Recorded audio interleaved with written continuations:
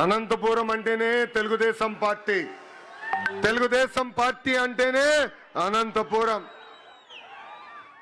మా కురుబ సోదరులు నాడు నేడు ఎప్పుడూ తెలుగుదేశం పార్టీకి అండగా నిలబడ్డారు. అన్న ఎన్టీఆర్ దగ్గర నుంచి బాబు గారి వరకు కురుబ సోదరులంటే గుండెల్లో పెట్టుకుని కాపాడుకుంటారు.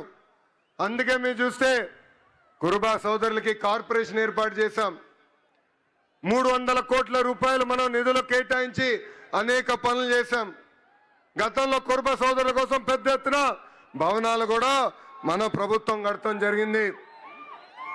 ఇంతేకాదు రాజకీయంగా ఆర్థికంగా మా కురుబ సోదరులకి స్వాతంత్రం వచ్చిందంటే దానికి కారణం తెలుగుదేశం పార్టీ.